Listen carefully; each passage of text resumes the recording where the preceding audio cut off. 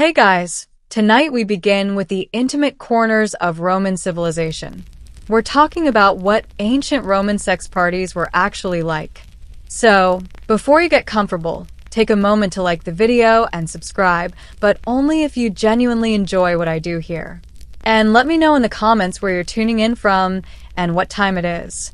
It's always fascinating to see who's joining us from around the world. Now, dim the lights. Maybe turn on a fan for that soft background hum. And let's ease into tonight's journey together. You didn't just attend one of these Roman parties. You were summoned like a minor deity or a disappointing nephew. The invitation itself was a flex, a wax-sealed scroll implying, "We've chosen you." Despite knowing everything about you, you arrive at the villa and immediately regret overdressing. Everyone looks effortlessly scandalous. You look like you wandered in from a toga sales conference. Too late now. The gates creak open. Not ominously, more like they've seen things and are too tired to be dramatic about it. You step into the courtyard, where a discreet fountain gurgles in the corner like it's trying not to listen. Inside, servants move like trained shadows. They're just cushions pour wine, and somehow make you feel underdressed and overhydrated at the same time. A few nod at you with the same expression one might reserve for an anxious goat at a lion exhibit.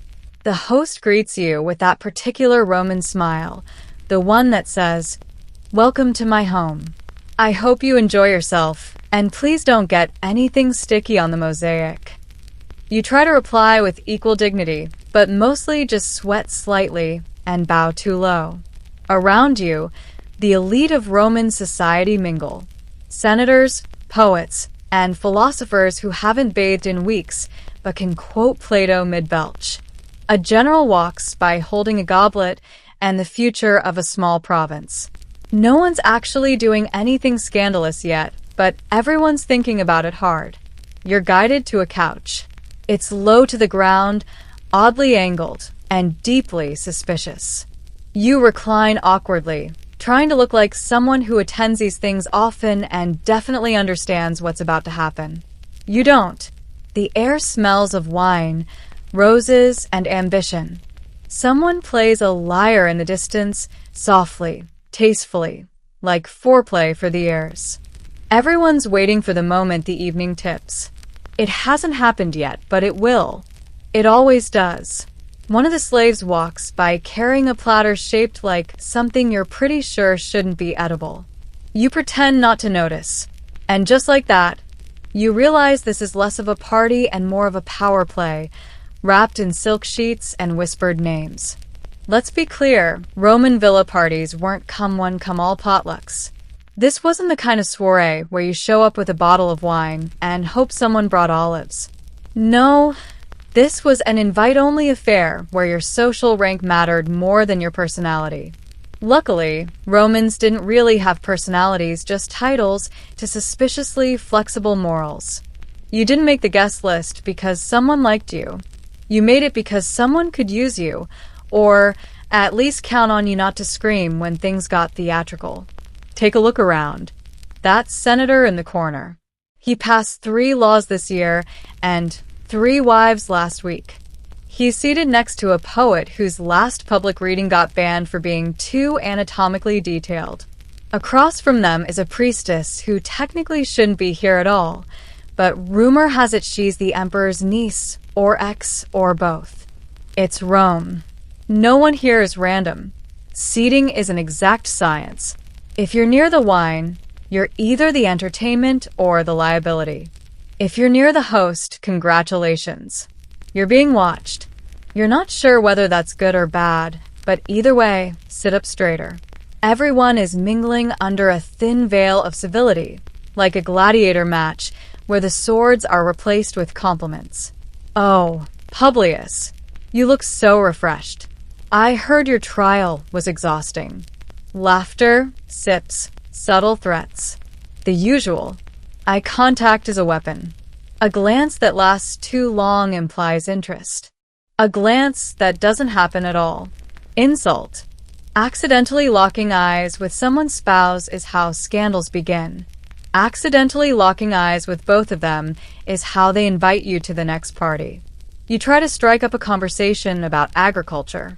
Someone counters with an anecdote involving a grain shortage and 3 acrobats. You nod politely and make a mental note to never ask about weed again. In this room, everything is a performance. Your posture, your laughter, even the way you sip your wine. Too fast and you're uncultured. Too slow and you're plotting something.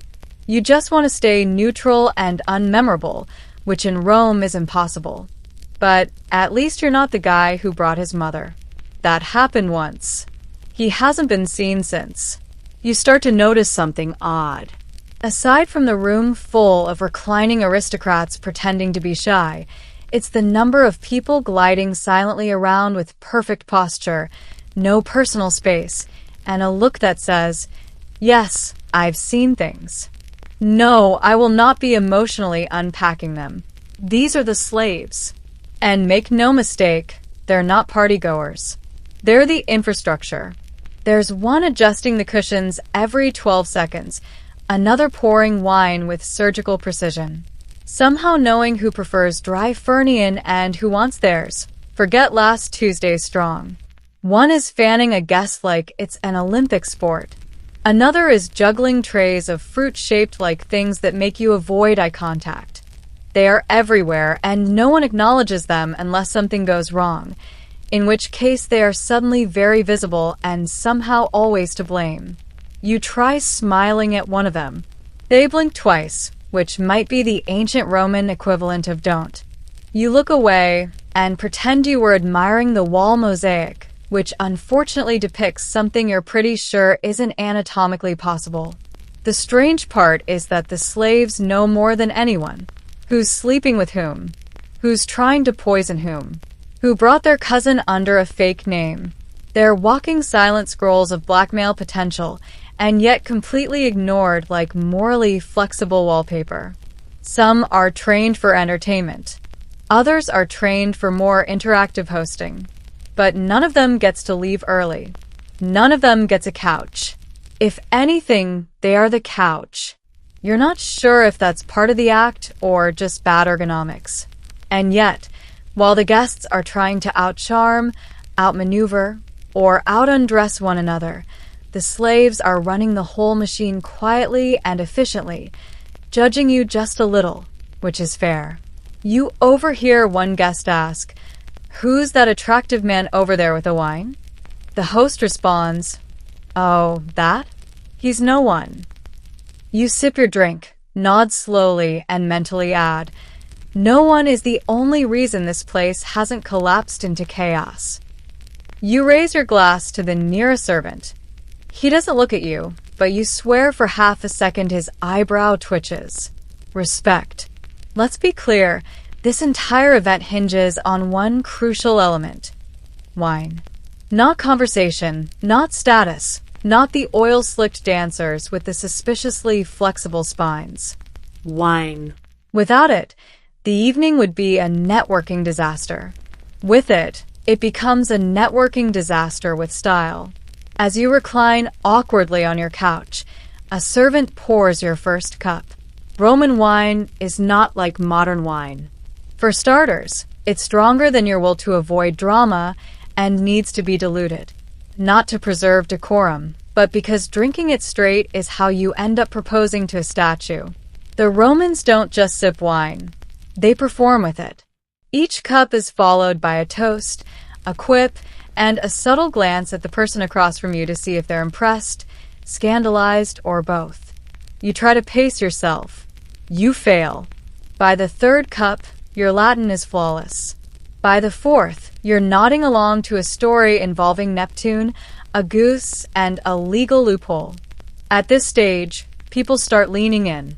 Voices drop. The laughter gets breathier. Jokes start sounding more like offers. You realize that, would you like a fig? It might not be about fruit. You also realize you've accepted, too.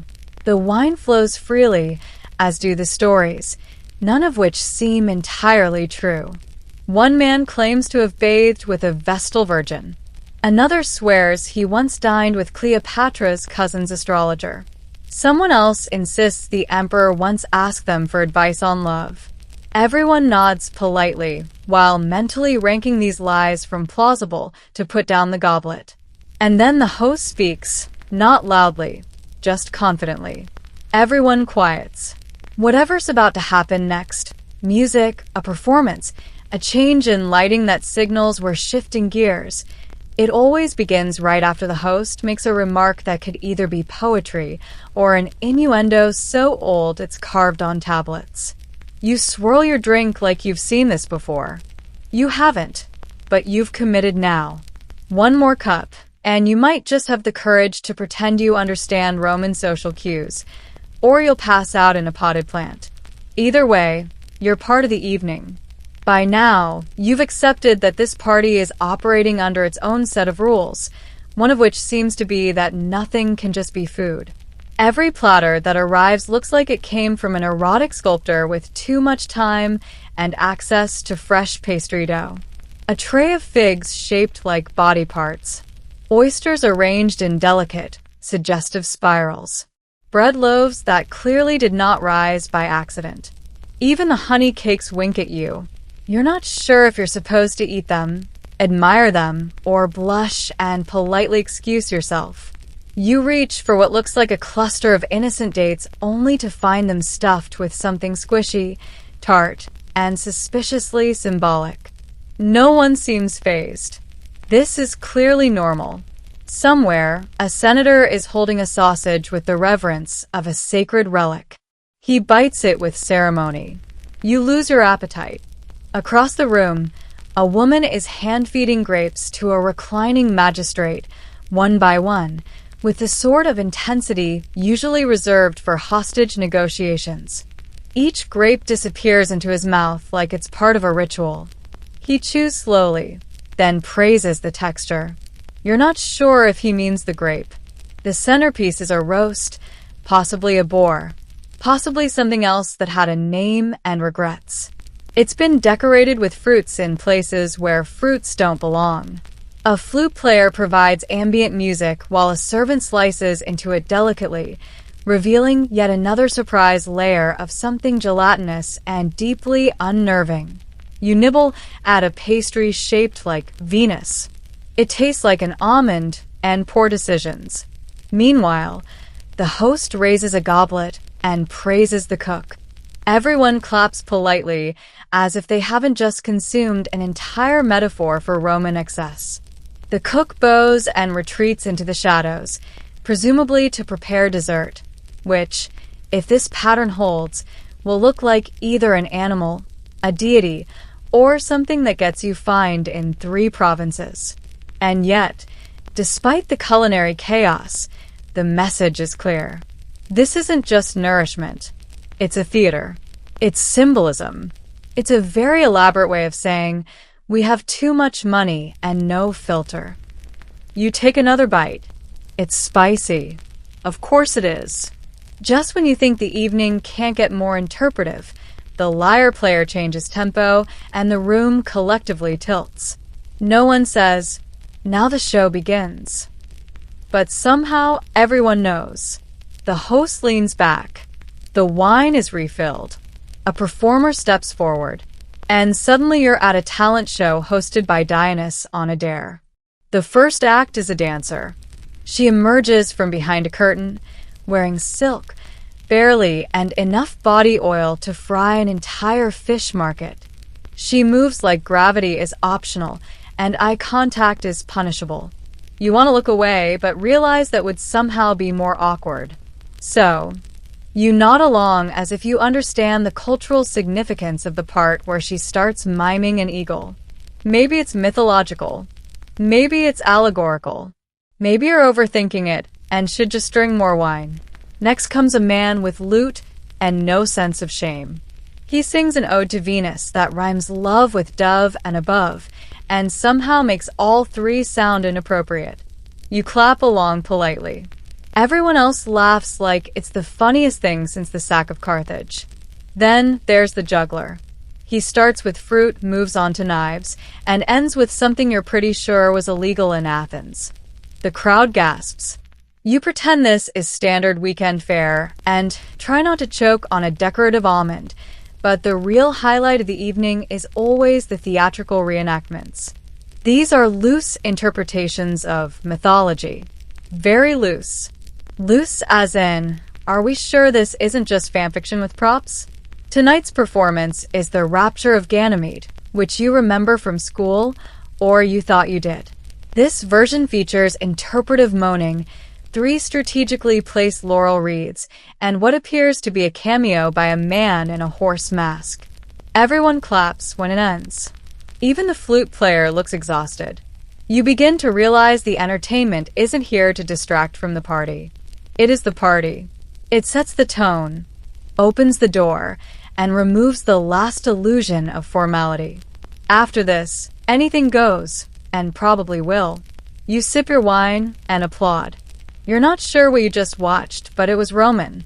There's a moment in every Roman evening when the vibe shifts from polite decadence to let's see what happens. That moment arrives precisely 4 seconds after someone jokes, "It's getting warm in here." And everyone chuckles a little too eagerly. A few guests begin loosening their togas. Not all the way, not yet, but just enough to say I'm relaxed without adding and available. Togas, for the record, are not easy garments. They're made of enough fabric to clothe an entire village and held together by sheer stubbornness. There's a moment in every Roman evening when the vibe shifts from polite decadence to let's see what happens. That moment arrives precisely 4 seconds after someone jokes, "It's getting warm in here." And everyone chuckles a little too eagerly. A few guests begin loosening their togas. Not all the way, not yet, but just enough to say I'm relaxed without adding and available. Togas, for the record, are not easy garments. They're made of enough fabric to clothe an entire village and held together by sheer stubbornness. Watching a senator try to disrobe gracefully is like watching a swan trip over its own dignity. You glance around, unsure of the protocol. There's no official announcement, no trumpet sounds to signify time for revealing choices. It's just a subtle cascade. One bare shoulder, then another, then suddenly a full chest exposed under torchlight, glistening like it rehearsed for this. Nobody says anything outright, but the looks become more suggestive. Compliments flow more freely. A woman compliments a man's biceps with the same tone one might use for civic infrastructure. Strong, reliable, slightly intimidating.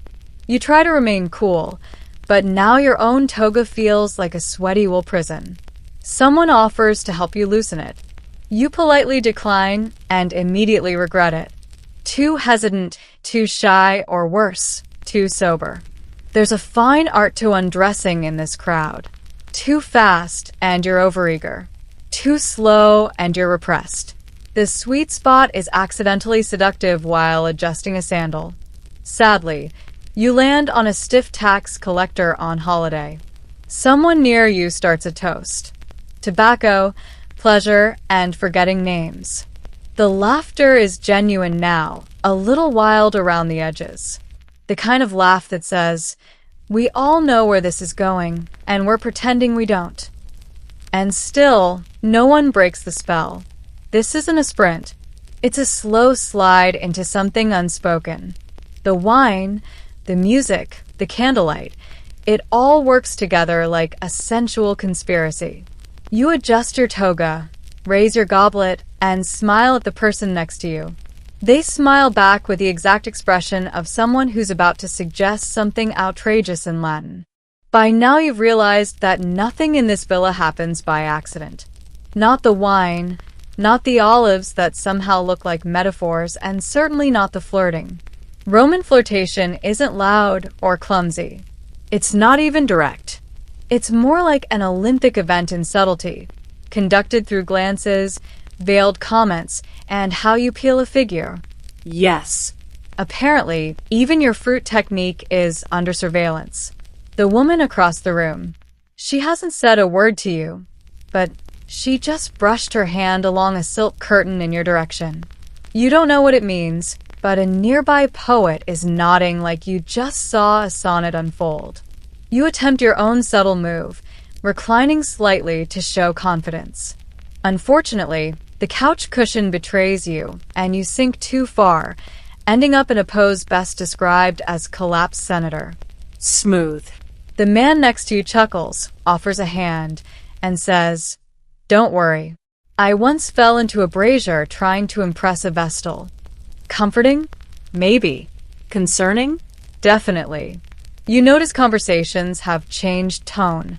Earlier it was politics, philosophy, and who brought the best honeyed dormice. Now it's all double meanings and vocal inflections. Would you like more wine? Could mean, do you want to sit closer? Or possibly, let's vanish behind that curtain and discuss Cicero loudly. Body language is everything. A lingering touch on a goblet. A laugh that lasts one syllable too long.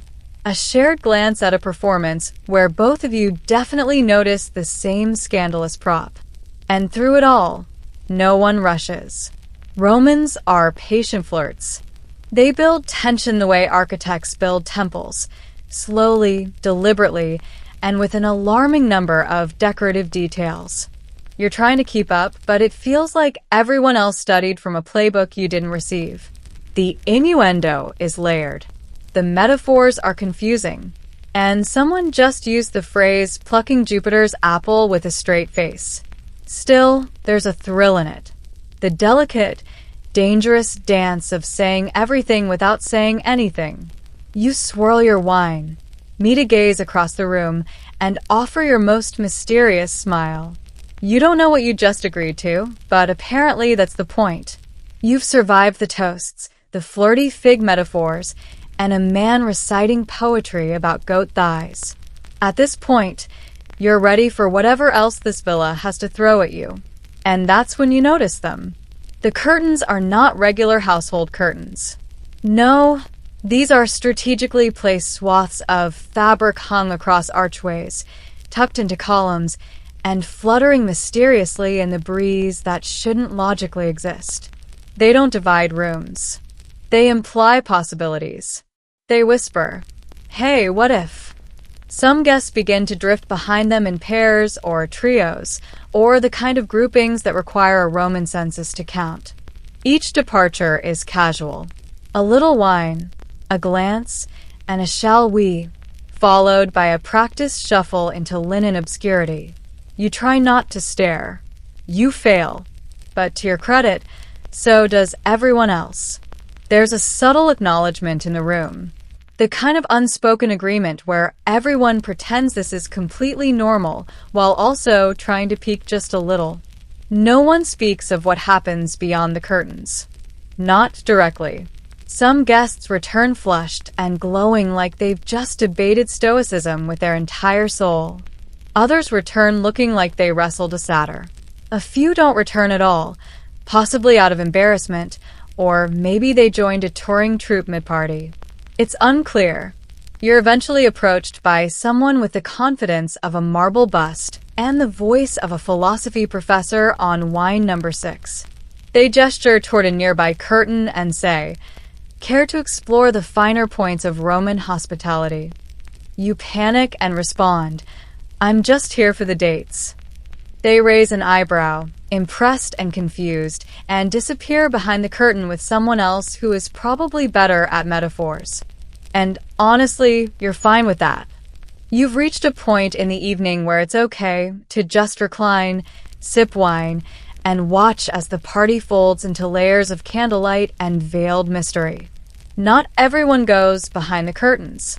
Some are content to stay in the main hall, talking, laughing, and pretending not to notice that the floor is slowly becoming a mosaic of discarded sandals and questionable decisions. You lean back, savor your drink, and silently thank the gods for Roman architecture with excellent ventilation. By now, you've figured out that Roman parties aren't just about indulgence. They're about advancement. Because after the curtain fluttering and fig-flavored flirting comes a quieter, more dangerous game. Pillow talk diplomacy. You see, while you were busy overanalyzing the symbolism of a grape, others were forging the ancient version of LinkedIn connections, except in togas and usually horizontal. Behind those perfumed curtains, secrets are whispered, deals are struck, and somehow someone's villa just got approved for renovation without going through the Senate. All while lying on a silk cushion that smells faintly of wine, ambition, and regret. You overhear a man saying, "Of course I support your cousin's candidacy," in the same tone one might use to offer a second serving of dormice. Later, that same man is seen writing down a name on a wax tablet with what can only be described as sultry urgency. This is where Roman politics thrives, not in marble halls, but in torchlit corners filled with soft voices and softer moral boundaries. The Senate debates the law. The villa bedroom, that's where outcomes are negotiated. A woman wearing nothing but jewelry and confidence lounges nearby, delicately asking a visiting general if he might consider transferring a few legions closer to her family's estate. He agrees, of course. Who wouldn't, given the persuasive power of grapes, charm, and implied blackmail? You begin to realize that your position on the couch matters as much as your position on civic reform. Being seen with the right person or not seen, depending on the curtain density, can shift your entire reputation. One misplaced compliment or unfortunate giggle, and suddenly you're that guest forever remembered in hushed tones and footnotes. Someone leans in and murmurs, "Did you hear about the new tax on olive oil?" It sounds innocent. It's not. In Rome, even condiments come with consequences. You do your best to contribute. You nod wisely, reference a philosopher you vaguely remember, and say something about fate and civic duty. Someone claps. You think it's sarcastic, but you'll take it. Because here, in this soft-lit room full of half-truths and full goblets, power is passed through lips, not speeches, and nothing is ever just small talk. Eventually, the party stops pretending to be civilized. Somewhere around the seventh toast and the third round of interpretive lyre solos, the night shifts, things blur, faces blend, and your toga ends up somewhere that is decidedly not on you. But just when you think the chaos is reaching peak Roman levels, someone announces breakfast. The Romans called it iron taculum, but let's be honest, it's damage control with olives. You awaken, if you even slept, on a cushioned floor near a statue of Bacchus, who's seen too much. A servant offers you honey cakes and a lukewarm cup of watered wine. It tastes like bad decisions and grapes that should have retired last season. Around you, guests begin to reassemble themselves, adjusting tunics and dignity. No one talks about what happened. That would be crass. Instead, everyone defaults to cheerful banalities like, "Lovely breeze last night," or "Did you try the quail?" as if they didn't just participate in something that could collapse a minor republic.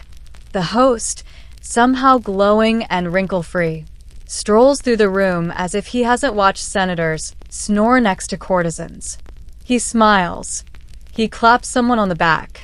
He's already planning the next one, because of course he is. Rome never rests. It just naps in segments. Someone hands you a small clay token. You ask what it is. They say a memento. You ask what kind of memento. They smile and walk away. You decide not to ask again. There are quiet goodbyes, knowing glances, and the occasional awkward moment when two guests realize they shared a curtain but not a name.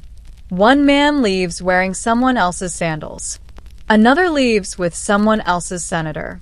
You gather your things, some of which now include a philosophical scroll, a bruised plum, and at least 3 rumors, and make your way toward the exit. You pass a servant scrubbing something unidentifiable off a mosaic. He doesn't make eye contact. Neither do you. It's mutual respect. As you step back into the Roman daylight, blinking and blurry, you realize something. This wasn't just a party. It was a masterclass in excess, social engineering, and creative upholstery. And you survived it barely. You thought the party ended when the wine ran out and someone accidentally knocked over a bust of Minerva. But in Rome, the real party begins the morning after in whispered conversations, raised eyebrows, and suddenly shifting political tides. Welcome to the gladiator arena of reputation management. By lunchtime, half the city knows that Senator Publius left with a woman described only as the Panther. The other half knows she wasn't actually a guest.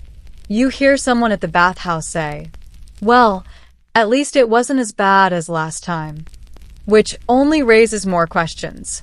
You, on the other hand, are desperately trying to remember if you said anything to the wrong person. Like, "Oh, maybe that story you told about Caesar's sandals being overrated. That would have been fine." If you hadn't told it to Caesar's cousin and had that charming conversation with the courtesan about grain prices. Turns out she's the unofficial advisor to a pra, which might explain why he winked at you in the forum this morning. The thing is, these parties aren't just about indulgence. They're strategic traps lined in velvet. Every joke you made, every toast you gave, every time you mispronounced delicious while complimenting the fish, all of it is being cataloged, judged, and possibly reenacted by people with dramatic flair and too much leisure time. Still, not all fallout is bad. You notice someone nod at you across the forum, subtle and approving, a recognition that you held your own, didn't spill your wine on any sacred texts, and managed not to pass out on a marble plinth. Word travels fast, and so does gossip, but so does status. If you played your cards and your couch placement right, you would hear of one guest being invited to a magistrate's villa next week. Apparently, she told a particularly clever joke involving Cicero and olives. Another is rumored to have secured a lucrative shipping contract right after complimenting the host's peacock. Coincidence? Hardly. You've been invited to a small gathering. Nothing like that madness last night, which is Roman for exactly like that madness, but with slightly better cushions. Congratulations.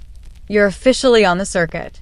So, you're back from the party, back in your modest duds, and wondering, was any of that normal? The short answer in Rome is absolutely. The long answer is only if you can cite at least 2 gods as references. Roman morality was flexible, like yoga and sandals. Flexible, the kind that could twist itself into an ethical pretzel and still toast to virtue. You might assume that all this lavish debauchery would be frowned upon, but the Romans had a simple rule. If a god did it first, it's probably fine. Take Bacchus, the god of wine and general bad decisions. His entire mythos is one long toga malfunction. Want to justify a party that ends with 4 strangers under a fruit platter? Easy. Just call it a bacchanalia. Want to discuss love in loud whispers with someone else's spouse? Venus would approve, surely. She invented flirty chaos. This divine loophole allowed Romans to behave outrageously, then write philosophical essays about how it brought them closer to the divine. Imagine waking up with wine-stained fingers and claiming, "I now understand the cosmos better." And people just nod, because that's theology. You begin to notice that Roman society functions like a pantheon in motion. Everyone models their behavior on some mythological figure. A well-dressed man at the forum brags about being a Mars in bed, while a woman retorts she's more of a Minerva by day and Venus by night. You can't tell if it's flirtation or a theology quiz. Meanwhile, Stoic philosophers wander the city, insisting pleasure is a distraction from virtue, and then get caught sneaking into parties with philosophical interest. Hypocrisy? No, just the dual nature of man. Thank you very much. You finally ask a local if any of this ever causes a scandal. He shrugs and says, "Only if you do it badly." Because the truth is, morality in Rome wasn't about abstaining. It was about style, discretion, and whether or not you quoted poetry while doing it. So you take comfort in the fact that if the gods themselves behaved like this, well, who are you to argue? You survived the wine, the curtained rooms, and the poetry that bordered on felony. And now, weeks later, you've returned to the daily grind of Roman life. But something has changed. You're walking through the forum trying to haggle over olive prices when someone whispers, "That's the one who quoted Horace while juggling grapes." You want to correct them. It was actually Virgil, and you only dropped one. But you let it slide. Why ruin a legend? Because that's what these parties are now. Legends. Not just to you, but to everyone who wasn't there, which conveniently includes nearly everyone. The stories get wilder with each retelling. Someone says they saw a senator riding a peacock. Another swore there was a performance involving honey, masks, and philosophical roleplay. You know for a fact that the masks were optional. Of course, not all the legacy is flattering. Moralists start publishing scrolls with titles like The Decline of Virtue in the Marble Age and Toga Off, Empire Falls. Senators who participated issued vague denials while planning the next banquet. And every few months, an emperor threatens to ban immoral assemblies right before hosting one that includes imported flamingos and interpretive dance about the Punic Wars. But the truth is, these parties were never just about excess. They were a mirror, a warped, wine-streaked mirror reflecting Rome's greatest paradox. An empire obsessed with order, constantly seduced by chaos. The villas, the silk, the gods invoked between courses. They weren't distractions from Roman identity. They were Roman identity. The parties didn't mock the Republic. They were its natural extension, just with better lighting and worse decisions. Even as the empire changes, as marble fades and villas crumble, the memory of these gatherings lingers in dusty scrolls, in gossip carved into bathroom walls, and in that one statue of Bacchus that definitely looks too pleased with himself. And you're now part of that law, a footnote in someone else's embellished story. Maybe they'll say you danced on a table. Maybe they'll say you debated Plato while balancing fruit on your head. Either way, you left an impression. And in Rome, that's the real legacy. So, here you are back on your modest stone bench, sipping a lukewarm cup of watered wine, trying to piece together what exactly you just lived through. Was it a cultural event, a social trap, or a toga-based fever dream? Yes to all of it. Roman villa parties weren't simply about wine, scandal, or impressively flexible interpretations of mythology. They were how Rome functioned. Behind every curtain, under every laurel wreath, deals were struck, alliances formed, and egos inflated and occasionally deflated by poor dance choices.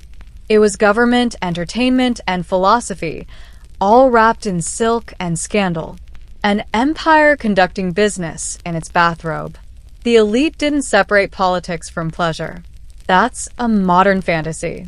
In ancient Rome, the best networking happened while half-dressed and halfway into a haiku about Neptune. One well-timed toast could shift the fate of an entire province. One ill-timed belch, exile to a less fashionable island. And despite the excess, the Romans saw nothing strange about it. To them, this was tradition, a callback to older rituals when pleasing the gods meant song, wine, and maybe some interpretive wrestling under torchlight. The real mystery isn't that these parties happened. It's that they worked. Somehow, from all this Camelot emerged an empire that built roads, aqueducts, and the foundation for modern law. Not bad for people who thought figs were an aphrodisiac and that dinner entertainment should include satirical mime. You've emerged from the haze changed. Wiser. Maybe stickier. Definitely. You've learned how to spot a disguised power play and a compliment, how to recline without spinal regret, and how to politely decline honeyed dormice without insulting the chef's grandmother. And now, as you return to normal Roman life, or whatever counts as normal when your neighbor owns a statue of Mercury wearing nothing but confidence, you carry a new understanding. These weren't just parties. They were theater, ritual, politics, gossip incubators, and yes, occasionally chaos in sandal form. You smile to yourself, adjust your toga, which is finally staying in place, and walk off into the forum. One more Roman with secrets, stories, and just enough plausible deniability to be invited back. Because in Rome, the curtain never really closes. In medieval England, fashion wasn't an act of rebellion. It was more like a uniform assigned at birth. Your clothing announced everything. Your class, your job, your gender, and whether you were allowed to sit at the high table or fetch water from the nearest muddy ditch. If you were nobility, congratulations. You got to swan about in layers of silk, brocade, and velvet, so heavy they required a small army of attendants to help you get dressed, and maybe a prayer or two that you wouldn't faint under the weight. Colors mattered.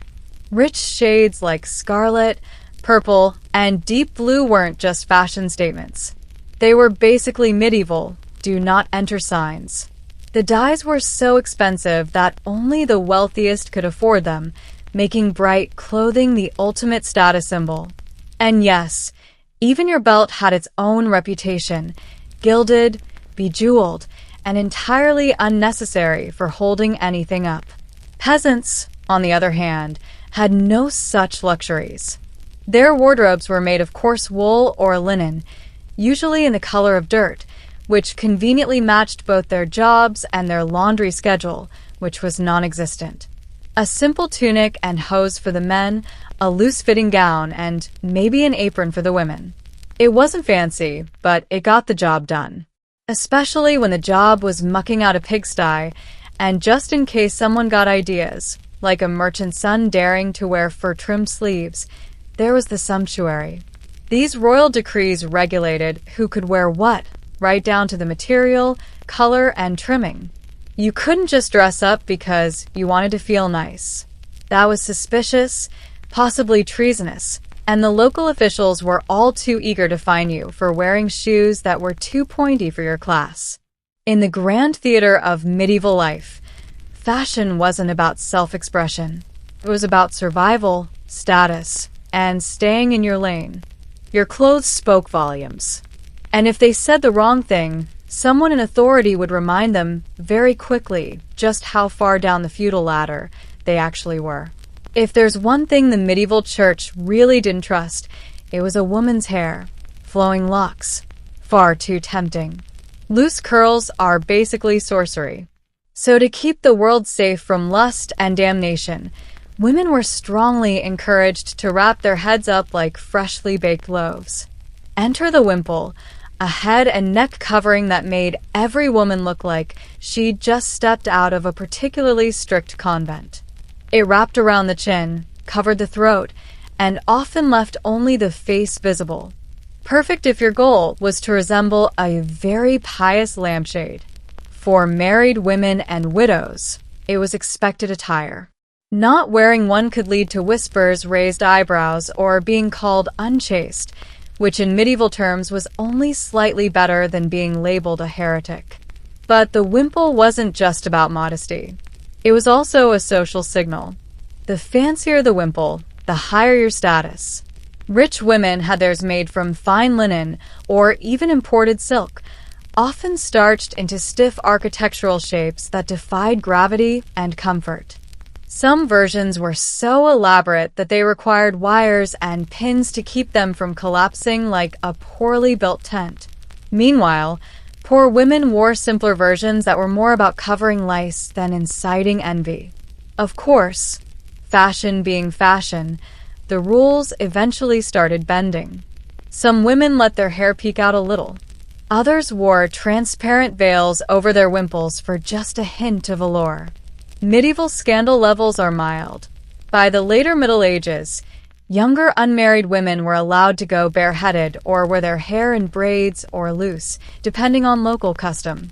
But for most adult women, the wimple remained a staple.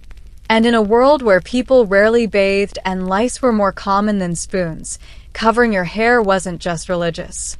It was also practical. The wimple helped protect your neck from sunburn, your scalp from insects, and your soul from sin, apparently. So next time you complain about modern dress codes, just remember there was once a time when leaving your hair uncovered was enough to get you judged, fined, or possibly exorcised. Let's talk about legs, specifically medieval men's obsession with showing them off very tightly. While women were bundling themselves in layers of modesty, men in medieval England were stuffing themselves into hose. Essentially, medieval leggings clung to every contour, leaving little to the imagination and even less to practicality. Originally, hoses were two separate tubes tied to a belt because nothing says fashion-forward like strapping your pants on with a string. Over time, those two have evolved into a single pair of tight-fitting trousers, usually made of wool. For the nobility, the colors were bright, the fit was snug, and the fabrics were expensive. For everyone else, the hoses were functional-ish, unless you needed to run, bend, or breathe. But here's where things take a turn. Enter the codpiece. You might think medieval fashion was all stiff collars and religious guilt, but somewhere along the line, someone looked at the area between the hose and said, "That needs attention." Originally, the codpiece was just a modest flap to bridge the gap between the hose. But by the 15th century, it had evolved into a fashion statement, stuffed, padded, and sometimes even jeweled. Because apparently, men will always find a way to turn pants into a peacocking contest. The codpiece also had a practical function. Let's say you're a knight, you've got armor on, you're at war, and suddenly nature calls. That little flap, very handy, but fashion ran with it. Some codpieces were shaped like small purses. Others were large enough to store a dagger or some spare coins, which is either resourceful or completely unhinged. As with most trends, sumptuary laws eventually stepped in to say, "That's enough." Excessively large or flashy codpieces were frowned upon, though enforcement was inconsistent at best. By the late 16th century, they fell out of fashion, replaced by a more modest approach to trousers and a collective sigh of relief from tailors everywhere. If you ever thought medieval England was all mud and misery, you clearly haven't seen how the nobility dressed for winter or summer or just Tuesday. Because when it came to flaunting wealth, fur and feathers were the medieval equivalent of posting out photos on social media. Let's start with fur. This wasn't just about staying warm. It was a full-blown fashion arms race. Man, that's squirrel, but don't tell anyone. And miniver was the prized pelt of the upper crust. Lining your cloak with fur wasn't just cozy. It was a loud, visible declaration that you didn't milk your own cows. In fact, the rarer the animal, the more important you seemed. Some lords draped themselves in exotic furs imported from the Baltic, all while pretending it was just something they had lying around. Feathers were another hot item, not for warmth, but for flair. A plume in the cap signaled status, especially if it was from something exotic like an ostrich or peacock. Now, considering there weren't many ostriches running around Yorkshire, this was strictly high-end accessorizing. Knights wore them in their helmets, and courtiers pinned them to their hats like they were trying to win the medieval equivalent of a runway challenge.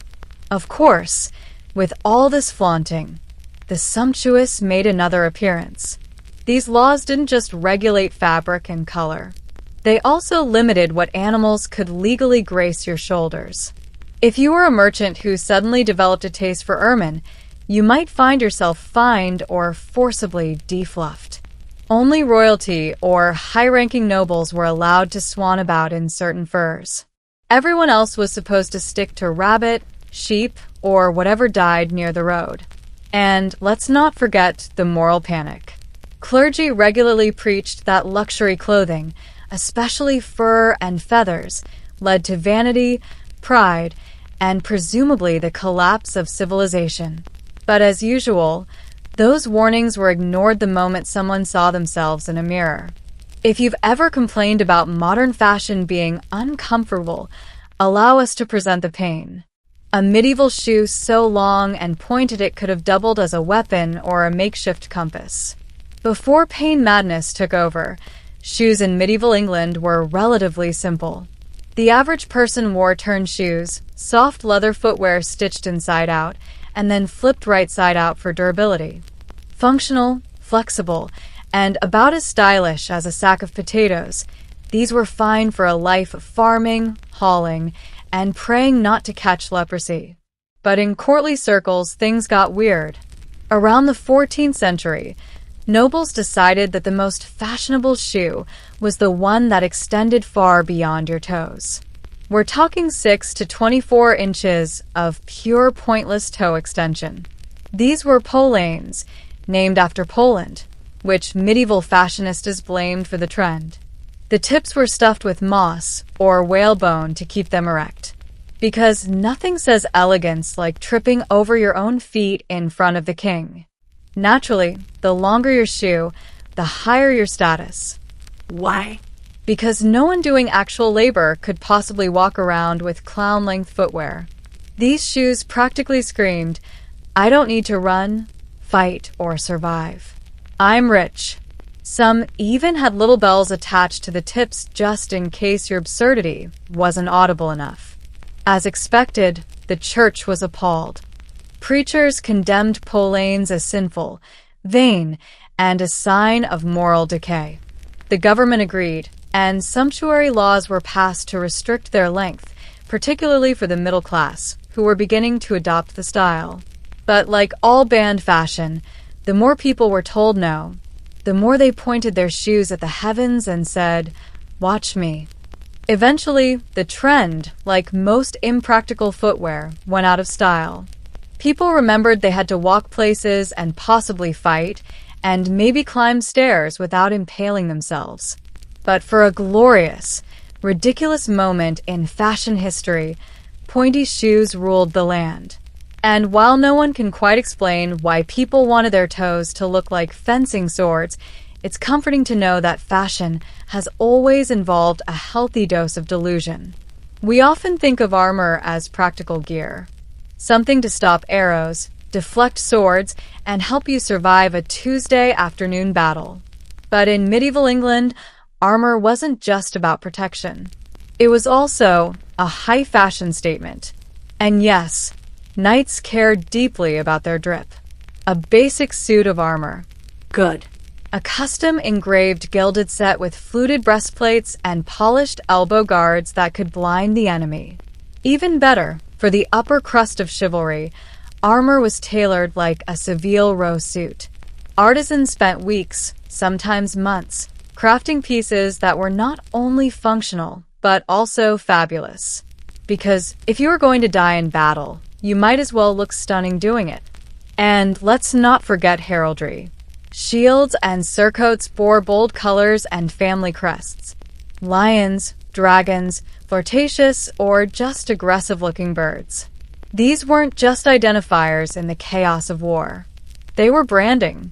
Knights were the influencers of their day, and a well-designed coat of arms was your personal logo. Tournaments became the medieval runway. Nobles would parade their finest suits of plate or chain mail, complete with plumed helmets, and blind a monk at 50 paces.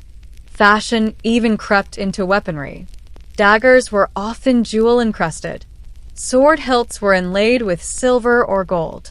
Some even had inscriptions, not for function, but to remind your enemy just how rich you were as you stabbed them.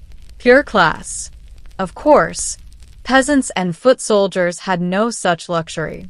Their armor was iffy. Maybe a dented helmet, a rusted chain shirt inherited from 3 battles ago, and a prayer whispered toward the sky. But for those with coin and status, armor became another medium for self-expression. If your enemy hesitated because they were admiring your breastplate, well, that was just good strategy. Eventually, as firearms emerged, full suits of armor became obsolete. But for a few glorious centuries, fashion and warfare danced hand in gauntlet hand.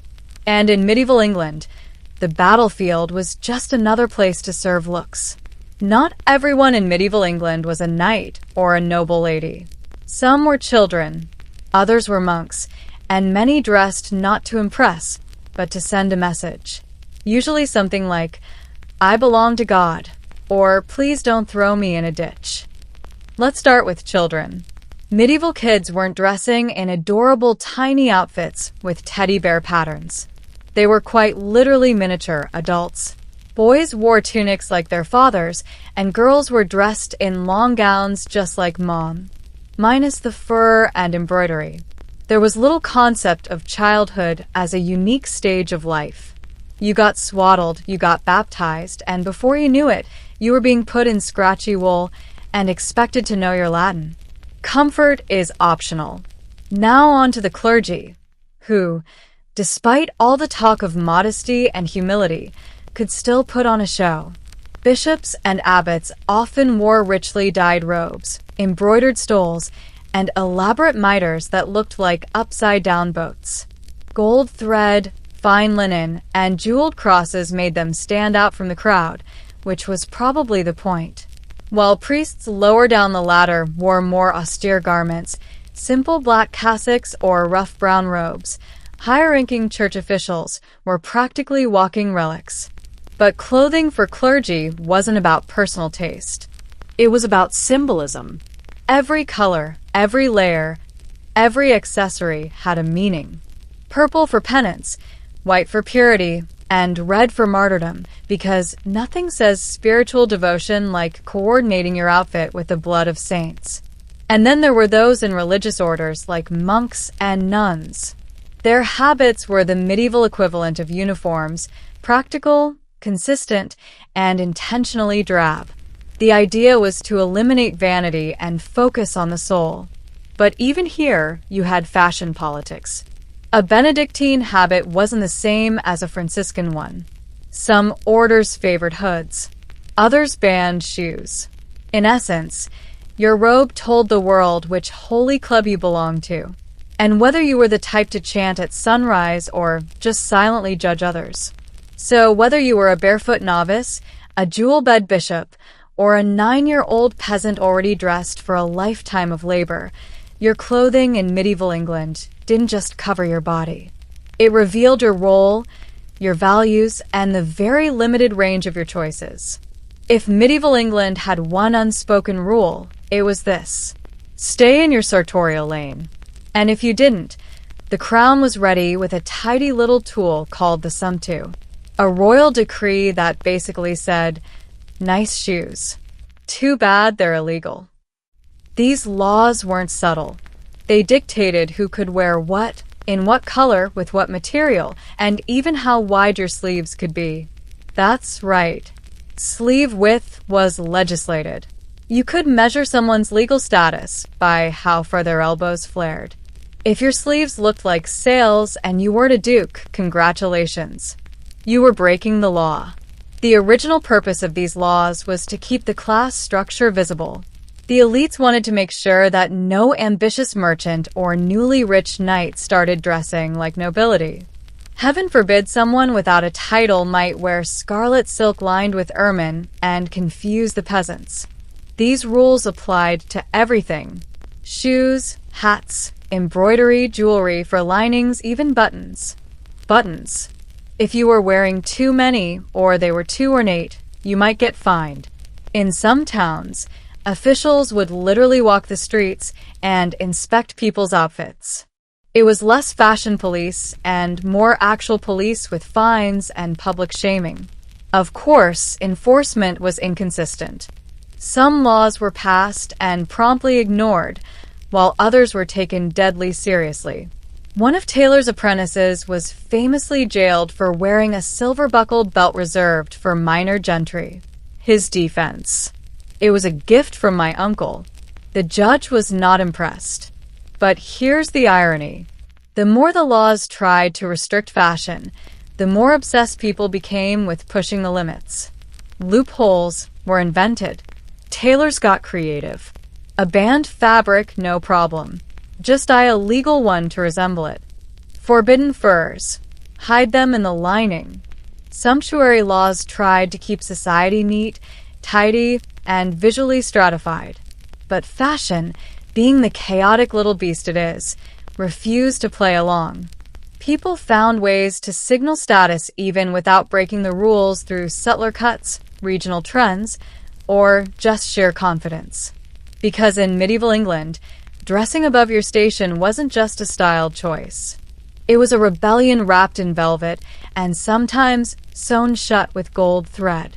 Medieval fashion may seem like a far-off curiosity, something best left to tapestry reenactors and Renaissance fair vendors, but its influence still lingers in ways that are sneakier than a monk's vow of silence.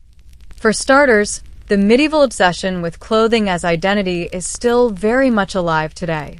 We might swap man-lined cloaks for tailored suits or designer logos, but the idea remains. We dress to be seen, to belong, or to subtly or not so subtly show off. That instinct to communicate power, piety, or rebellion through fashion. The Middle Ages had it down centuries before Instagram got the memo. Take academic robes, for example. That billowing black gown you wear at graduation, that's straight out of a medieval university where scholars dressed like monks because, in many cases, they were monks. Those long hoods, tassels, and color-coded stripes all descend from clerical dress codes, just modernized to make you look scholarly without making you take a vow of poverty. Even today's wedding dresses, those flowing white gowns that look straight out of a fairy tale, have roots in medieval ceremonial wear. Back then, brides often wore their best gown, whatever color that was. But among the elite, weddings became prime opportunities to showcase wealth. Gold-threaded veils, imported fabrics, and extravagant headdresses turned marriage into a couture event. And let's not forget the lingering romanticism of the period. Writers, painters, and filmmakers have long mined the medieval wardrobe for inspiration. From King Arthur films to fantasy series like Game of Thrones, the look of medieval England remains fashion shorthand for nobility, mystique, and vaguely ominous chanting. Of course, not everything stuck. We don't line our sleeves with squirrel anymore, usually. And codpieces have thankfully retired from public life, but the spirit remains. Clothes as a declaration, a performance, a soft kind of power. In the end, fashion in medieval England was about more than covering the body. It was about revealing the soul, your rank, and just how close to royalty you could pretend to be without getting fined. In ancient Egypt, beauty wasn't just vanity. It was theology with a compact mirror. Looking good wasn't a suggestion. It was expected. The gods were beautiful, radiant, youthful, and symmetrical. And if you wanted any chance of winning their favor, you had better look the part. Pimples were not divine. Neither were wrinkles. From the bustling markets of Thebes to the quiet tombs along the Nile, beauty was baked into daily life. This wasn't just for queens and courtiers. Everyone from high priests to housemaids took part in the sacred ritual of self-maintenance. Being well-groomed signaled that you were clean, disciplined, and spiritually aligned. Translation: if you didn't exfoliate, the gods might think you were lazy. Cosmetics were considered holy tools, not just for seduction, but for protection. There was no divide between beauty and religion. Both were part of the same sacred script. Temples stored jars of scented oils just as carefully as they stored sacred scrolls. Perfume was used in worship. Kohl eyeliner wasn't just stylish. It protected the wearer from the sun and warded off evil spirits. And yes, even in the afterlife, you were expected to look fresh. That's why tombs were filled with beauty kits, because nobody wants to arrive in the underworld looking tired. Priests, in particular, were held to rigid grooming standards. They shaved their entire bodies, wore clean linen, and applied scented oils before rituals. Why? Because they were standing in for the gods themselves. You don't show up to a divine ceremony smelling like yesterday's goat stew. But it wasn't all holiness and hygiene. Beauty also had a political edge. Pharaohs used it to project divine power.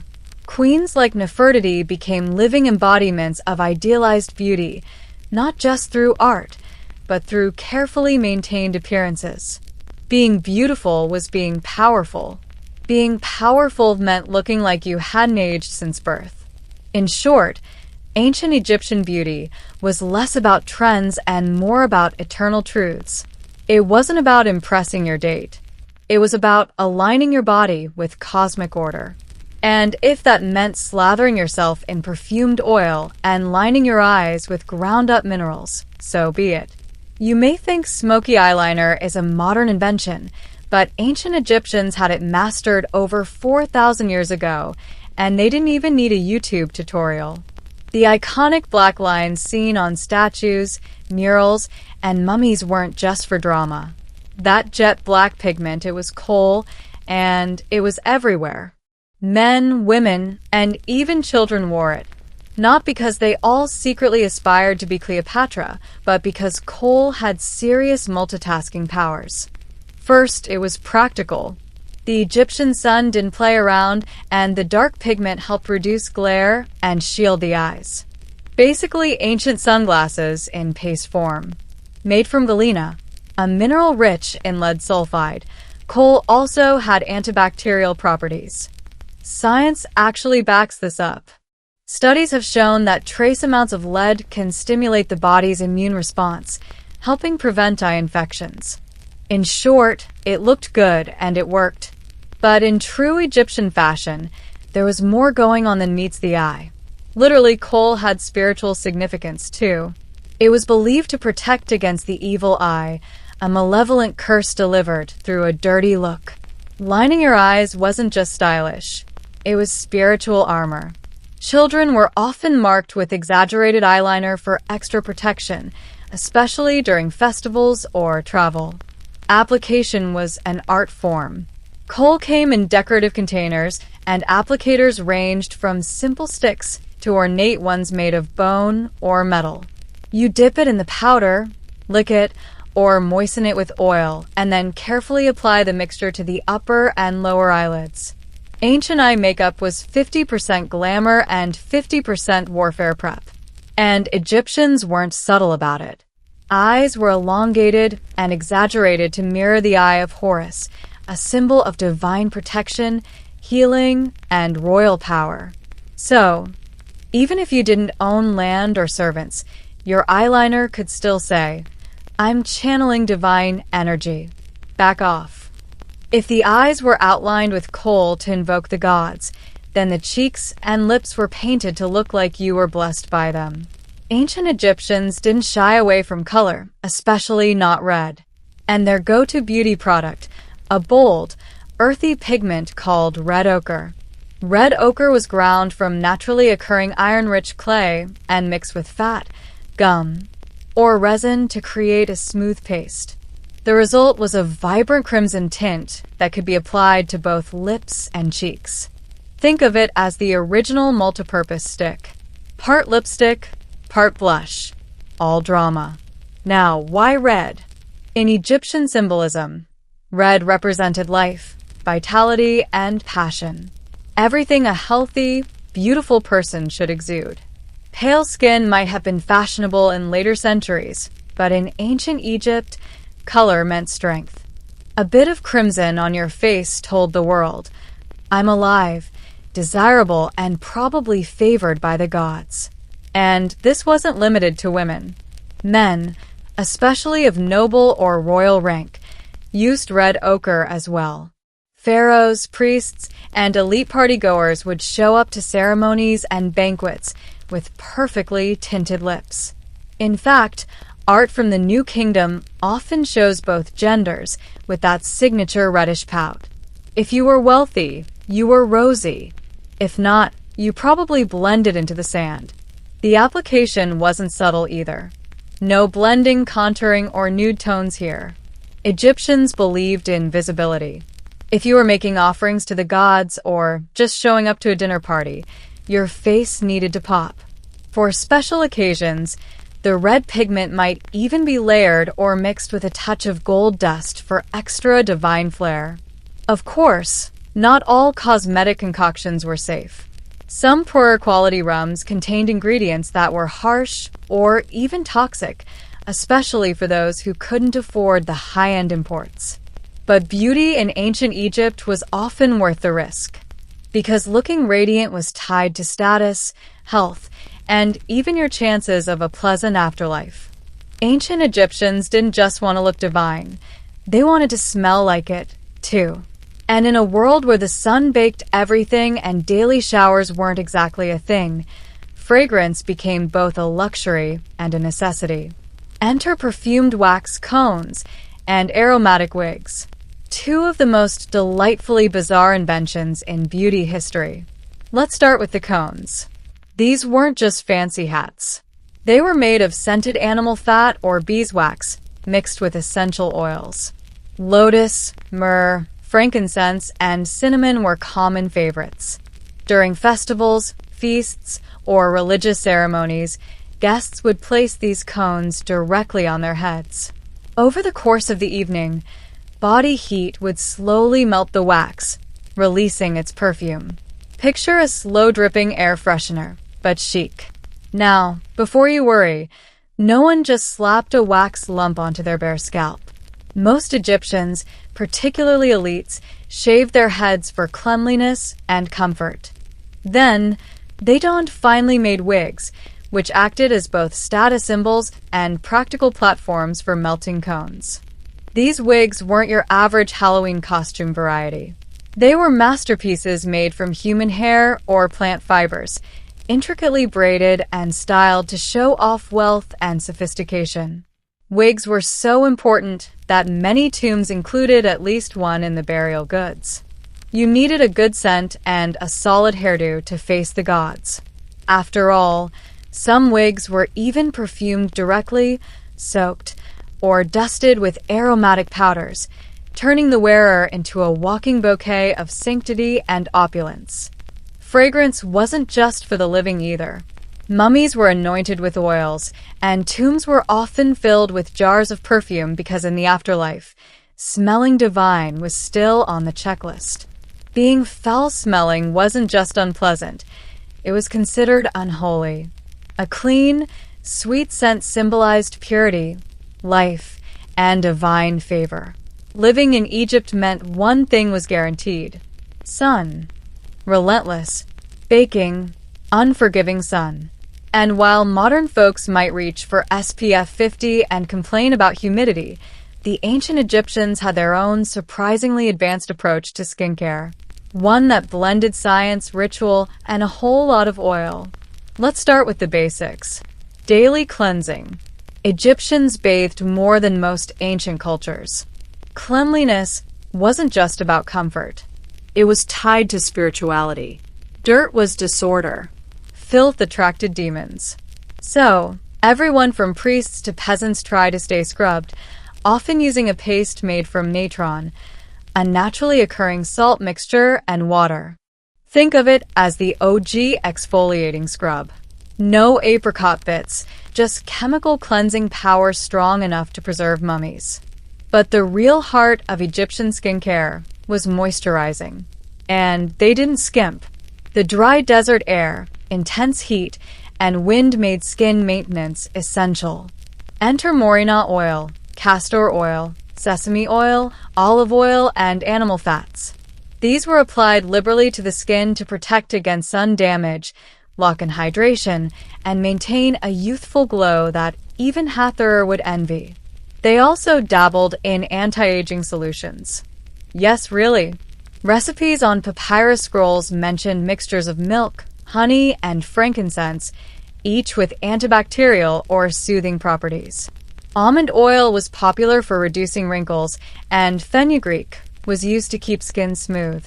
Cleopatra herself was rumored to bathe in sour milk for its lactic acid content. A little pungent, perhaps, but hey, it's chemistry.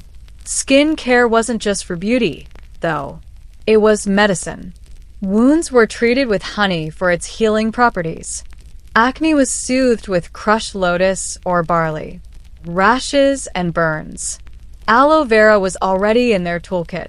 Many of these remedies still show up in modern skincare products, minus the crocodile fat and the occasional crushed beetle. Even the dead got spa treatments. During mummification, the body was coated in oils and wrapped in linen soaked with balms. Eternal youth was the goal, even if it was mostly symbolic. For ancient Egyptians, body hair was not a vibe. In fact, smooth, hairless skin was the gold standard of beauty, hygiene, and even morality. Hair was seen as messy, impure, and perhaps worst of all, foreign. To be civilized, you had to be sleek. Think dolphin, not woolly mammoth. This cultural obsession went beyond the face. Full-body hair removal was the norm for men and women alike, from eyebrows to ankles. Even priests and high officials were expected to keep themselves meticulously shaved because when you're performing sacred rites in front of the gods, the last thing you want is armpit stubble. So, how did they do it? Razors, for starters, were made from copper or bronze. Early Egyptian razors were often shaped like small crescent moons. They were sharpish, effective-ish, and came with a high risk of nicks if you weren't careful. Shaving was a regular part of grooming, not a once-a-week chore. But for those who couldn't or wouldn't shave daily, there were alternative methods. Sugaring, for example, was basically ancient waxing. A paste made of honey, sugar, and lemon juice was heated, applied to the skin, and then ripped off with a strip of linen. Sound familiar? That's because modern sugaring salons are still doing it exactly the same way. Egyptians were the blueprint. They also used pumice stones, plucking tools like tweezers, and even depilatory creams made from wild plants and less charming ingredients. Some recipes involved applying a paste of crushed animal bones and lye, followed by prayers to avoid third-degree burns. The price of beauty was steep, but worth it. Apparently, hairlessness wasn't just aesthetic. It was spiritual. Removing body hair symbolized purification. Being smooth meant being clean, civilized, and blessed by the gods. Hair, by contrast, was associated with the wild, the foreign, and the animalistic. It's no accident that enemies were often depicted with scruffy beards and unkempt manes. Wigs helped complete the look. Since most elites shaved their heads for comfort and hygiene, wigs provided style without the sweat. You could be bald underneath and still rock intricate braids, beads, and perfume cones on top. Ancient Egyptian beauty products weren't just cosmetic. They were potent in a jar. Every oil, every paste, every fragrant resin carried meaning. For Egyptians, ingredients weren't chosen just for how they made you look, but for what they represented, and occasionally for how well they scared off skin infections and evil spirits. Let's start with the all-stars. Frankincense and myrrh weren't just for sacred ceremonies or future biblical cameos. They were skin saviors. Frankincense was burned for its aromatic smoke, ground into powder for masks, or mixed with oils to rejuvenate skin. Myrrh, sticky and golden, had antiseptic properties and was used to treat wounds, soothe wrinkles, and even embalm the dead. In other words, it was anti-aging to the extreme.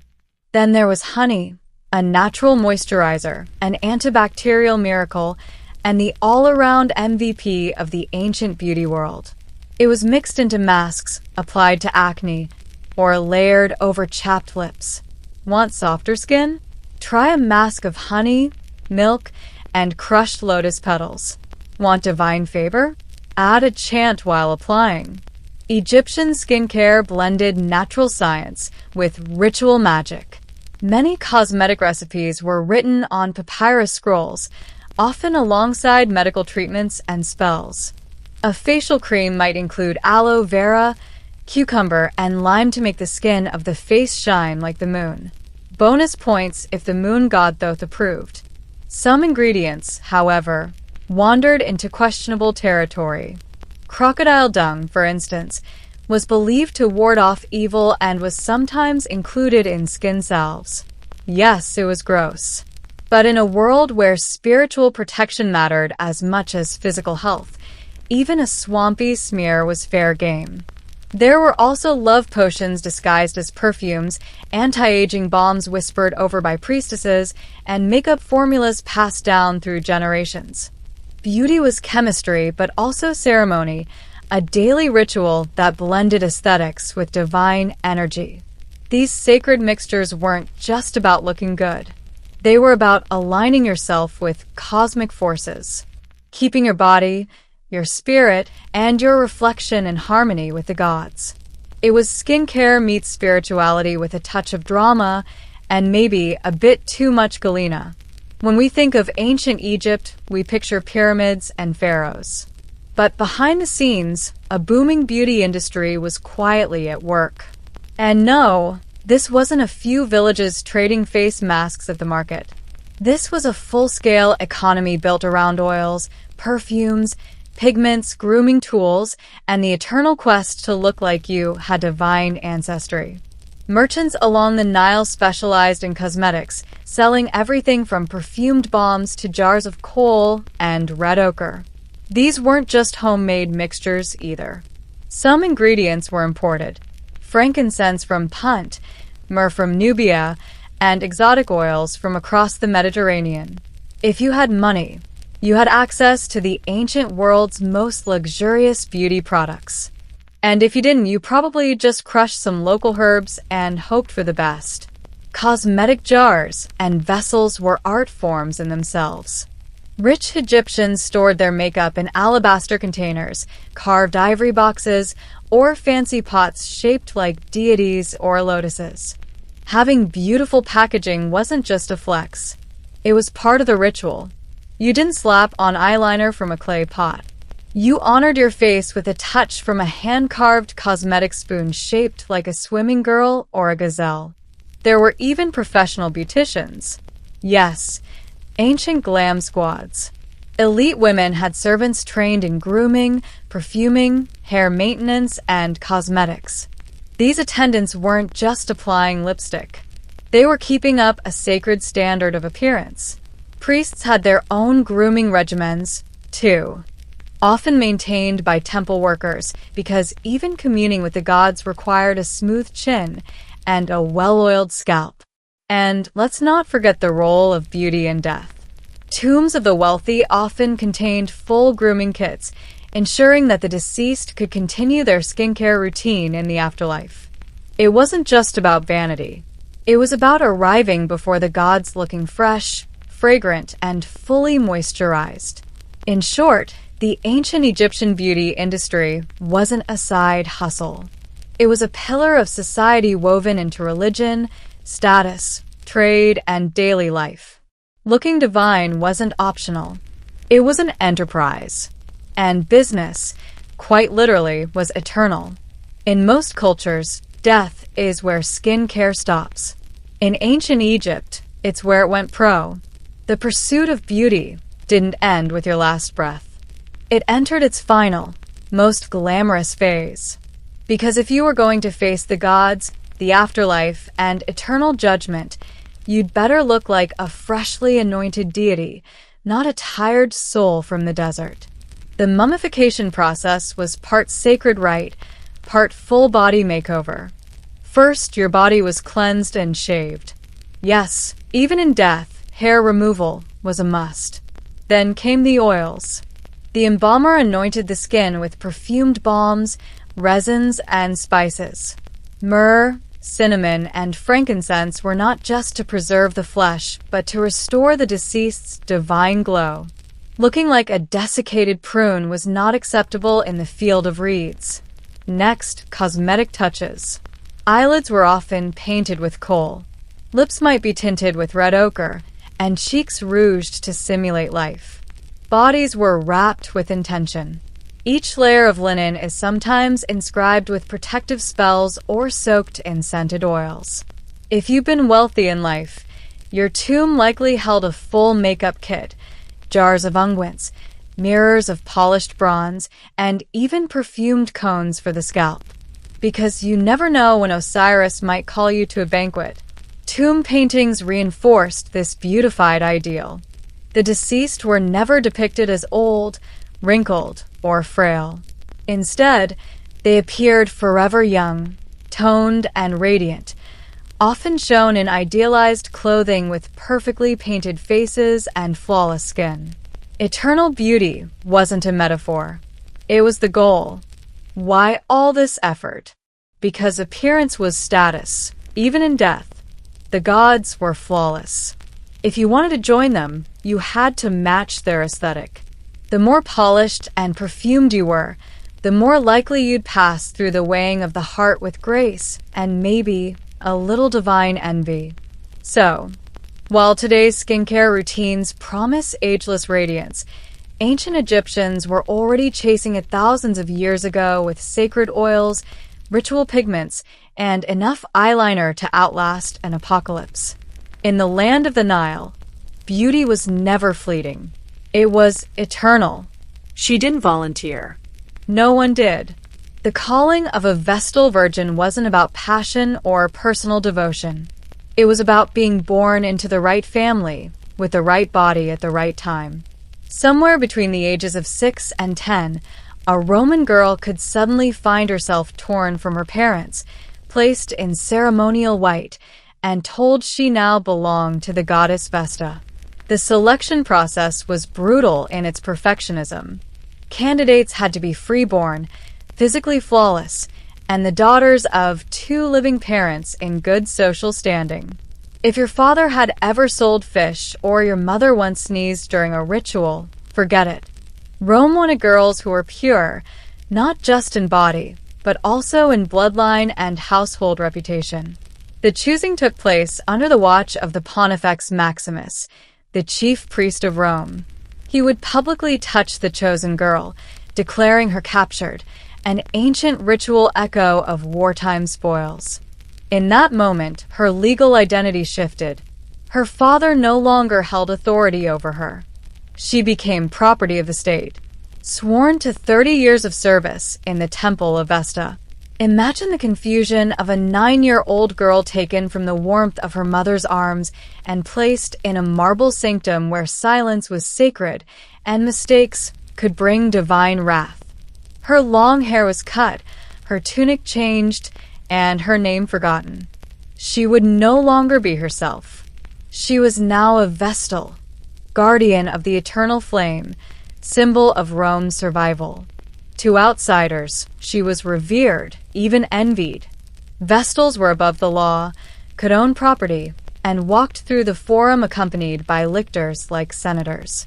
But make no mistake, this was a golden cage, a life shaped not by choice, but by ritual. Her girlhood ended with ceremony, and what followed was a life of cloistered privilege, immense responsibility, and a vow of chastity so sacred that breaking it meant death. She was chosen to serve the gods, but first she had to leave herself behind. The first time she crossed the threshold of the House of the Vests, it must have felt like stepping into another world. Behind her, family, childhood, and identity. Ahead, silence, discipline, and sacred fire. Nestled beside the Temple of Vesta in the Roman Forum, the House of the Vestals was both sanctuary and prison. Marble columns surrounded a serene courtyard filled with statues of past priestesses. The statues weren't decorative. They were reminders. These were the women who had served faithfully, kept their vows, and earned eternal honor. Or if their statue was missing, well, everyone knew what that meant. The daily life of a young novice began with training. The first decade of service was for learning, rituals, chants, purification rites, and the exacting care of Vesta's eternal flame. That fire wasn't symbolic. It was a living representation of Rome's heartbeat. If it went out, people panicked, wars were started, heads rolled, and someone, probably her, would take the blame. Discipline was absolute. Vestals had to be silent when required, speak when commanded, and act with flawless decorum. Even laughter was regulated. Novices rose at dawn, bathed in spring water, and dressed in a white linen gown secured with a band of wool, symbolizing chastity and purity. A crimson sash hinted at their sacred status, and their hair was bound in intricate styles passed down for generations. She lived with 5 others, each at a different stage of service. There were elder Vestals, serious, composed, and frightening in their authority. They watched the novices closely, correcting errors with a sharp word or a look that cut deeper than any lash. But there was privilege, too. Vestals were considered untouchable. Their word could override a man's in court. They traveled with bodyguards. If a condemned prisoner passed one on the street and she looked at him, he was pardoned instantly. That kind of power was intoxicating, even for a girl still learning her place. Still, it was a life of paradox, immense honor, and suffocating expectation. For now, she was just beginning, learning the language of the gods, mastering the rhythm of ritual, and trying not to trip in her ceremonial sandals. Because in the world of Vesta, one wrong step could echo forever. The eternal flame of Vesta wasn't just a flickering hearth. It was Rome's soul, its protection, prosperity, and divine legitimacy, all wrapped in one steady glow. And it was her job to keep it alive. Every day, the Vestals took turns tending the sacred fire inside the Temple of Vesta, a round structure meant to resemble the primitive huts of early Roman kings. The fire sat in the center, surrounded by walls open to the sky, because even the gods needed ventilation. The moment she crossed into that space, she wasn't a girl anymore.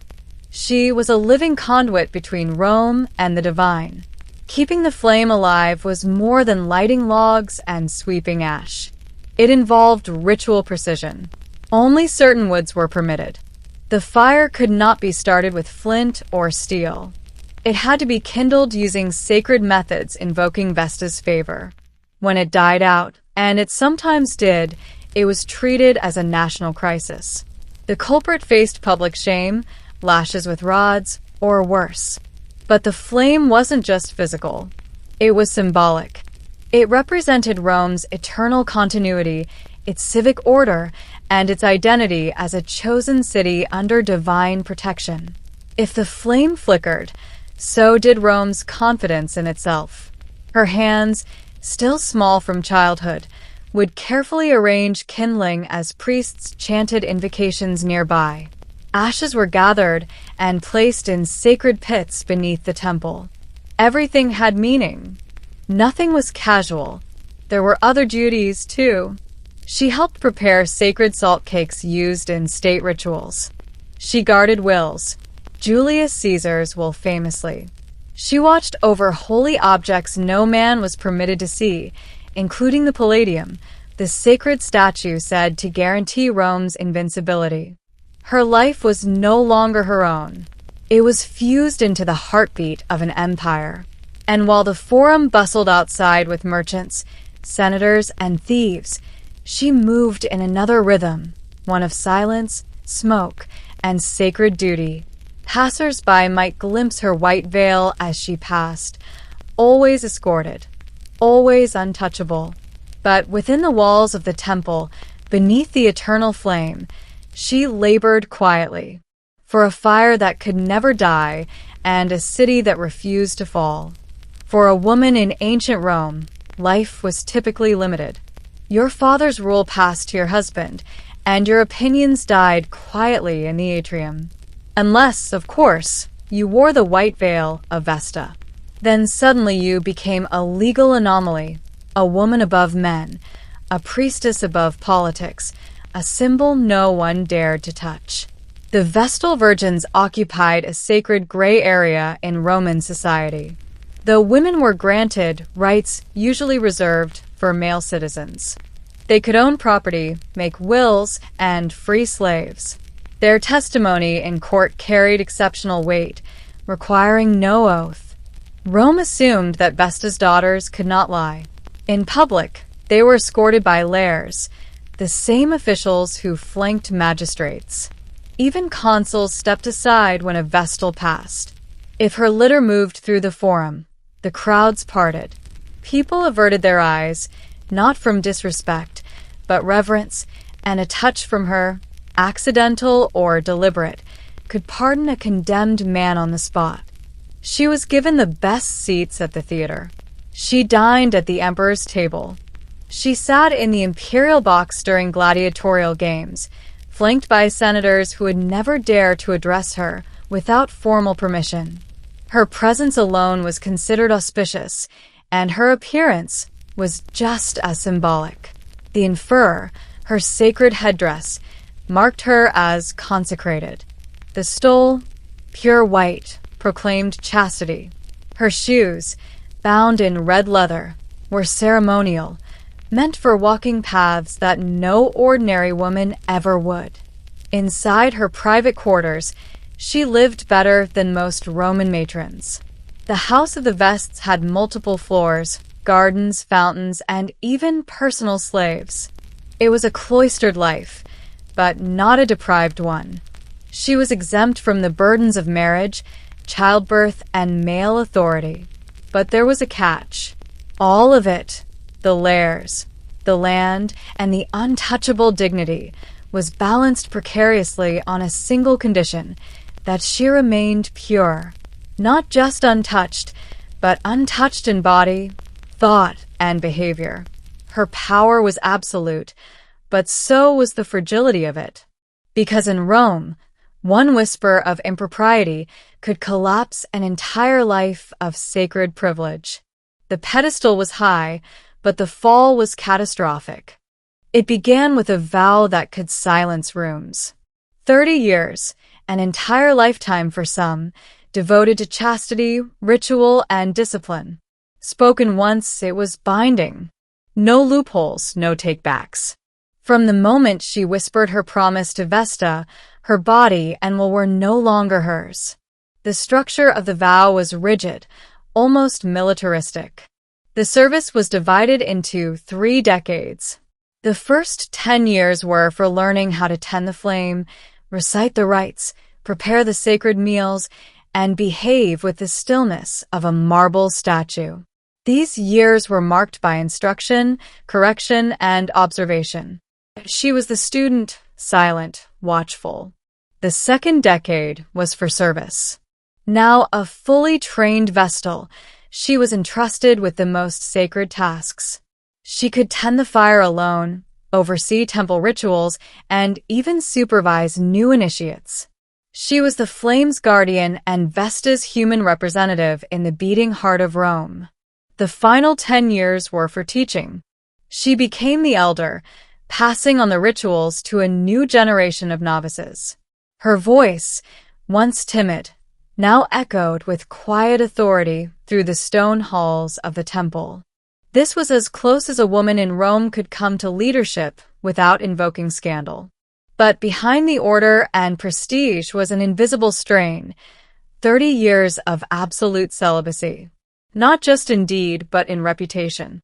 A flirtatious glance, an unshapen walk, a rumor whispered too loudly. Any of these could unravel everything, and there were no second chances. If she broke her vow or was even believed to have done so, the punishment was not symbolic. It was fatal. Some Vestals bore the burden proudly, others withered under it, but none could escape it. Their vow was both a crown and a collar, elevating them above all women while locking them in a role more rigid than any marriage. Only after completing all 30 years was she free. Free to marry, to own a house, to re-enter society, though few did. Most remained alone, known forever as the women who had once been sacred. For 3 decades, she belonged to a goddess. After that, the world didn't quite know what to do with her. On the surface, the life of a Vestal was wrapped in beauty. Ceremonial garb, marble halls, incense trailing through sacred air. But beneath the veil of divine service lay a world defined just as much by fear as by faith. Rome relied on ritual to maintain cosmic balance. If the gods were pleased, crops grew, armies won, and the city thrived. If they weren't, well, fires broke out, omens darkened the sky, and disasters followed. And so, every ceremony had to be perfect, every word pronounced with precision, every gesture exact. The vests were at the center of this cosmic contract. A single misstep wasn't just embarrassing, it was sacrilege. Even high-ranking priests were afraid to offend them.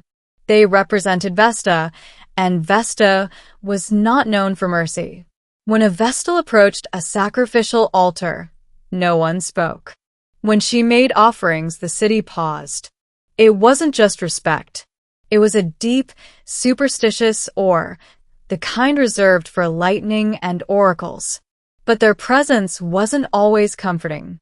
A Vest's gaze could grant mercy, but her withdrawal could doom you. The people feared her power because it was pure, divine, and most dangerously female. She lived outside the normal hierarchy, bound to no man. In a society that controlled women's roles carefully, this independence was both admired and feared. During public ceremonies, especially the Vestalia in June, citizens flocked to the temple. Bakers unbarred their ovens. Matre walked barefoot to offer prayers for fertility and hearth. And there she stood, central to it all, performing rites passed down for centuries, but always with the knowledge that any mistake, any mischant, or poorly timed movement could be seen as an omen. And omens had consequences. The weight of this responsibility never lifted. Vestals might seem serene, gliding through rituals with ethereal calm, but underneath was a tightrope walk, always under scrutiny. One error could bring not just personal disgrace, but a public sense of doom. Their life was not one of quiet meditation. It was high stakes, high visibility, and no room for error. Because to be a Vestal was to walk the boundary between divine order and human catastrophe, one ceremony at a time. To the Roman mind, few crimes were darker than a Vestalis unchaste. Her vow of purity wasn't just personal. It was woven into the fate of the city itself. If she broke it or was even suspected of breaking it, the punishment wasn't just severe. It was designed to terrify. The logic was brutal. A Vestal's body belonged to Vesta. Violation of that body meant violation of the goddess, which meant divine punishment for all of Rome. Earthquakes, plagues, and military defeats. Any disaster could be linked in hindsight to a Vestal's rumored affair.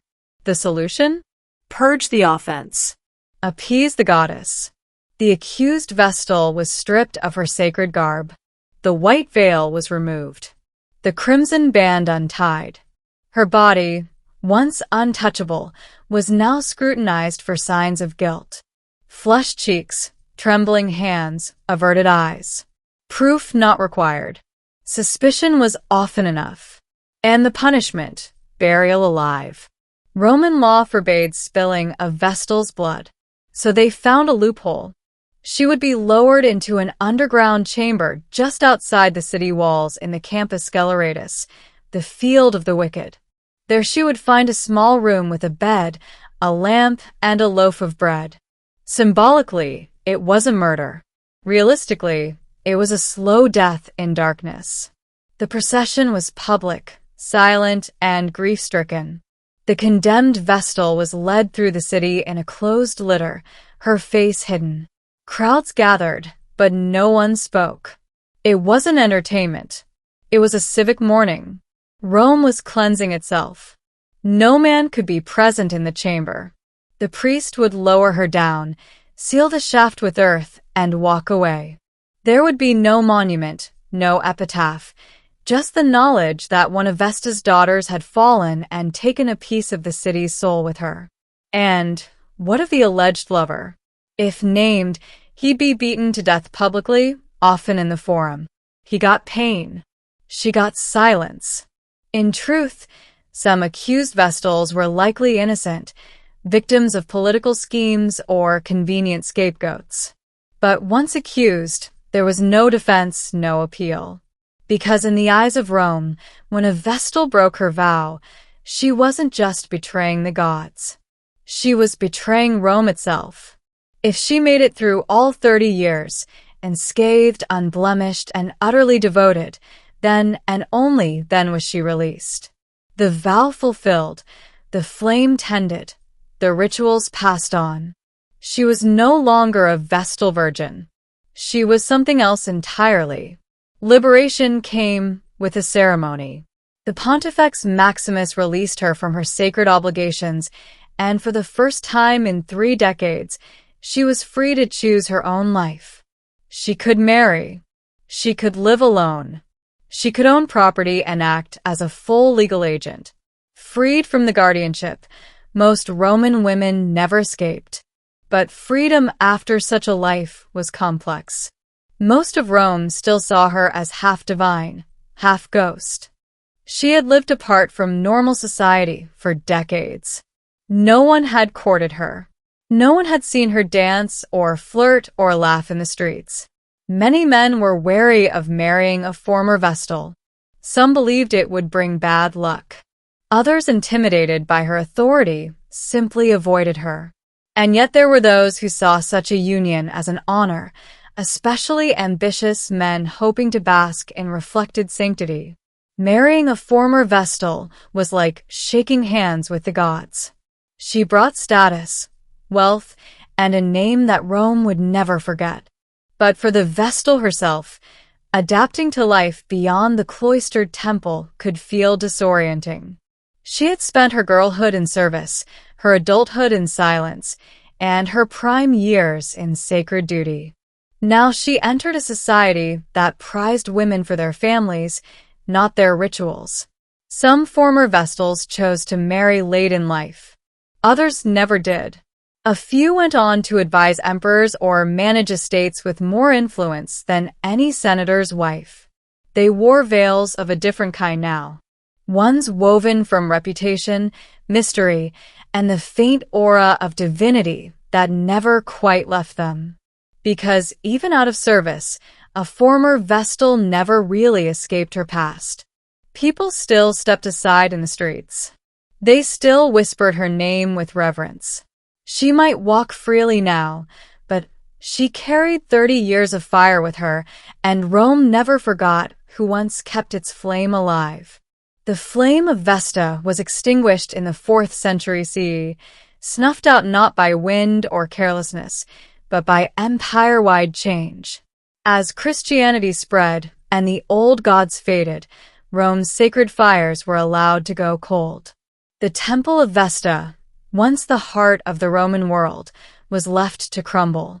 And with it, the order of the Vestal virgins disappeared. But their legacy didn't. For over 1,000 years, the Vestals had stood apart. In a society where women were expected to serve quietly behind closed doors, they lived publicly, wielded authority, and were bound only to a goddess. They walked where men feared to tread, delivered testimony without swearing oaths, and held the fate of the city symbolically and spiritually in their care. The idea of a woman being both sacred and powerful, not because of a man but in spite of him, was revolutionary, and it stuck. Later cultures and thinkers, even those far removed from pagan Rome, looked back on the vestments with fascination. Christian nuns, for instance, inherited much of the same structure. Vows of chastity, cloistered lives, symbolic garb, sacred rituals. But the spark, the original model, was Roman, even centuries after the last flame flickered out. The image of the Vestal lingered in art, literature, and political rhetoric. Poets invoked her as a symbol of purity. Emperors used her name to justify moral campaigns, and historians debated whether the system empowered women or imprisoned them. Perhaps it was both. Modern archaeologists continue to dig through the ruins of their home near the Forum, uncovering rooms, statues, and offerings left behind. Even now, the House of the Vestals stands as a silent echo of lives once lived between prayer and peril. And though the fire is long gone, something else remains. Memory of women who defied the norms of their time, who walked the edge of privilege and punishment, who held Rome's soul in their care, and sometimes paid the ultimate price for it. They weren't warriors. They weren't mothers.